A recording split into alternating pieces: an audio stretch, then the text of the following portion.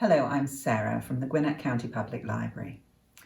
The last couple of years have been rough. There's been the pandemic, illness, uncertainty, stress. We're all tired.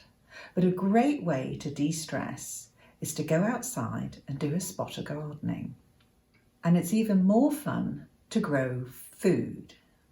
Today, I'm going to talk about an appealing way of growing potatoes by growing potatoes in bags.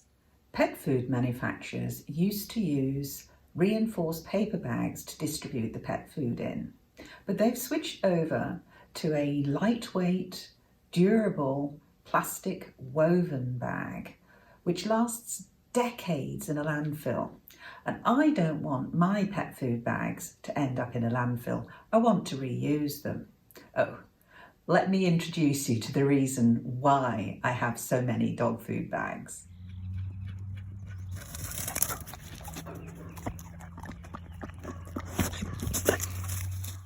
This is Susie Q.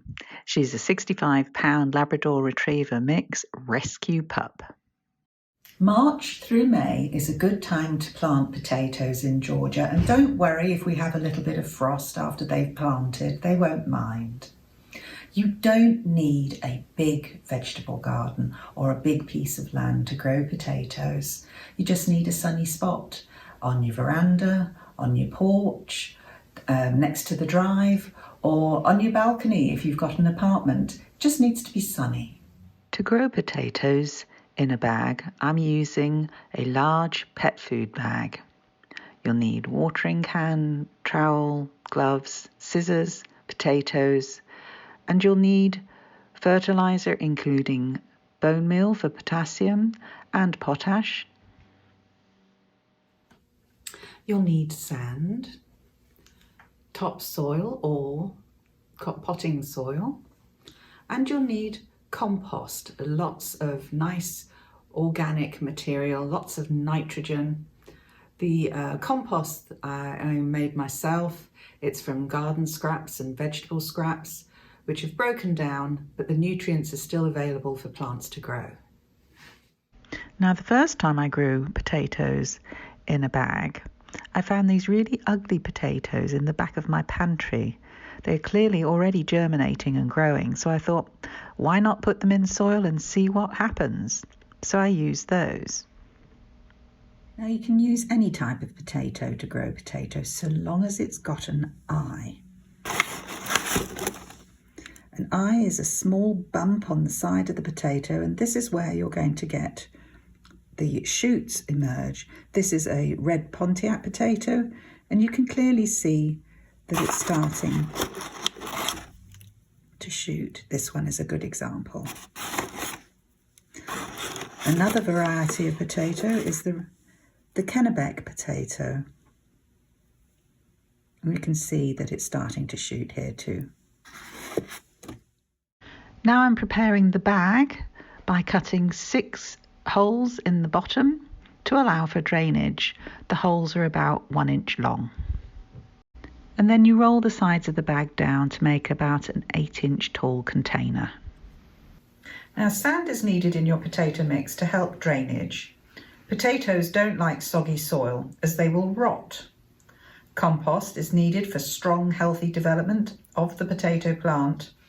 And you add compost at the beginning when you first plant your potatoes. I'm going to add roughly 1/3 sand, 1/3 compost, and 1/3 topsoil, but you can use potting soil.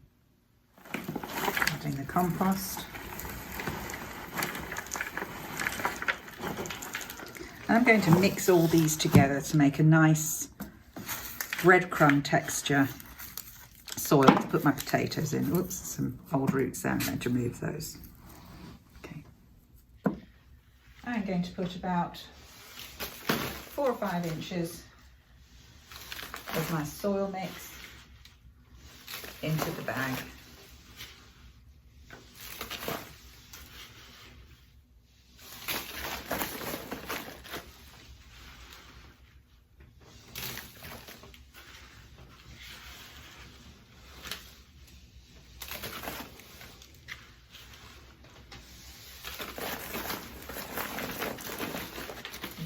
more than that, I think.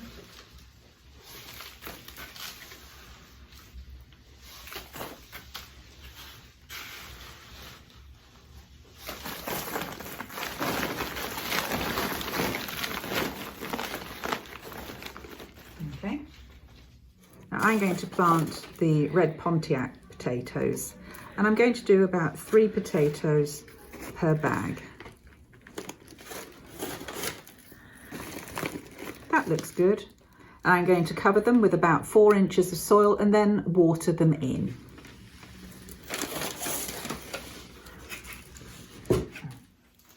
Now it'll take 3 to 4 weeks for the potatoes to grow noticeably larger. It depends on the weather and what the temperature is.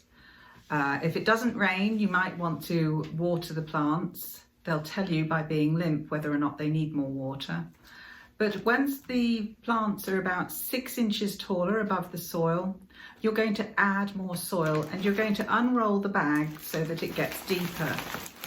And when you do add more soil, you're going to add the fertilizer. We put compost in at the beginning to encourage plant growth, but now we're going to want to encourage tuber growth. We want more potatoes. So we're going to mix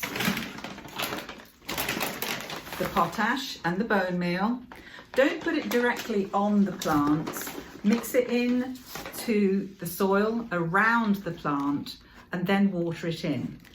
In another 2 weeks, you're going to add fertilizer and soil again as the bag fills up. Now, the lovely thing about potatoes is that they let you know when they've finished growing.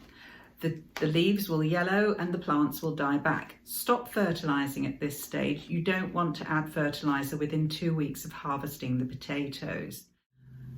And the great thing about homegrown potatoes is fresh potatoes. Oh my word, they taste absolutely wonderful. If you enjoyed learning about how to grow potatoes and are interested in growing more vegetables, here are some suggested titles from the Gwinnett County Public Library catalogue.